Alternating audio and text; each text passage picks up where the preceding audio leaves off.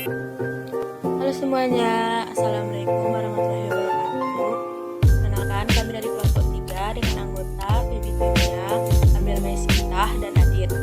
Pada kesempatan kali ini, kami akan membahas tentang kepribadian orang dewasa dengan mata kuliah Psikologi Perkembangan Dewasa dengan dosen pengaku Ibu Rila Rahmawati. Kepribadian orang dewasa. Orang yang bersikap dewasa biasanya mampu mengendalikan emosinya dengan baik dan mampu bersikap tenang dalam keadaan apapun. Mereka yang dikatakan dewasa selalu berusaha mengendalikan diri agar selalu bertindak dengan bijak terhadap segala hal. Dewasa tidak hanya ditentukan dari umur, melainkan dari ilmu dan pengalaman sehingga membuat seseorang mampu mengendalikan emosi dan bersikap tenang dalam keadaan apapun.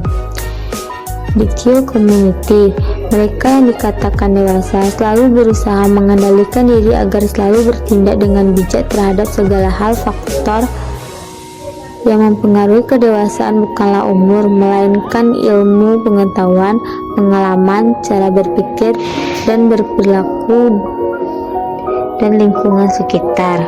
Ciri-ciri orang dewasa: 1. Banyak mendengar dan sedikit berbicara.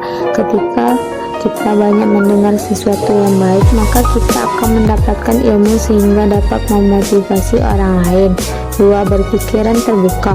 Open-minded adalah menerima berbagai bentuk informasi, ide, ataupun argumen sehingga membuat seseorang mempunyai pemikiran yang kritis dan rasional. Orang dengan pemikiran terbuka sering belajar memahami sesuatu daripada menghakimi, selalu belajar hal-hal baru dan mempunyai rasa ingin tahu yang tinggi. 3. Bisa mengendalikan diri.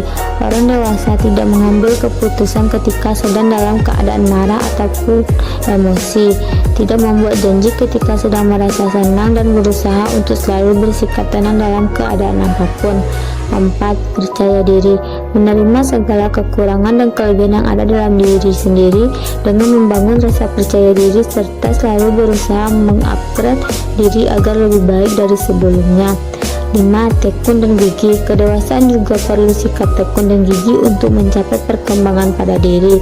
Hal ini dapat dilakukan dengan cara pelan-pelan, memotivasi diri dalam mengejar cita, dan semua mimpi dapat terwujud dengan adanya kerja keras. Konsep diri orang dewasa. Keterkaitan antara konsep diri dan pembelajaran orang dewasa adalah dalam proses pembentukan konsep diri perlu dilakukan belajar. Bila seseorang memiliki konsep diri yang positif, maka ketika pembelajaran yang sedang berlangsung dapat membantu dalam proses belajar, karena orang dewasa akan secara langsung mengikuti proses pembelajaran sejak awal, mulai dari perencanaan, pelaksanaan, dan pada tahap evaluasi. Orang dewasa yang memiliki kematangan dalam konsep karena adanya dukungan dari lingkungannya. Dari pandangan psikologis pun mampu dilihat bahwa konsep diri mampu mempengaruhi orang dewasa ketika sedang belajar. Jika orang dewasa memiliki konsep diri, dapat diartikan bahwa orang tersebut mampu mengetahui seperti apa tanggung jawabnya, memiliki kemandirian, mengetahui perencanaan dalam hidupnya, dan memiliki seperti apa tujuan hidupnya. Sehingga dalam proses pembelajaran orang dewasa adanya peran yang diberikan dari konsep diri. Hal ini didukung oleh prinsip dari andragogi, yaitu adanya pengalaman akan menjadikan salah satu sumber yang bisa dijadikan untuk belajar. Dalam konsep diri pun dengan adanya pengalaman akan membantu seseorang dalam menemukan seperti apa konsep dirinya. Menurut Mariam 2011, seseorang bisa dikatakan sebagai orang dewasa karena terpenuhi aspek-aspek pada usianya, keadaan psikologisnya, dan peran dalam sosialnya. Bagi orang dewasa yang memiliki kedewasaan psikologis akan memiliki pengaruh terhadap proses pembelajarannya. Orang dewasa menganggap belajar merupakan kegiatan mencari atau menemukan sesuatu dengan kebutuhannya. Kemudian yang dicari merupakan berkaitan dengan harga diri dan pengakuan terhadap diri sendiri.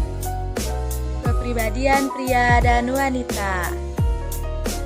Kepribadian pria dan wanita yaitu 1. Pria lebih suka membicarakan kejadian, sedangkan wanita lebih suka membicarakan siapa orang yang terlibat dalam kejadian tersebut.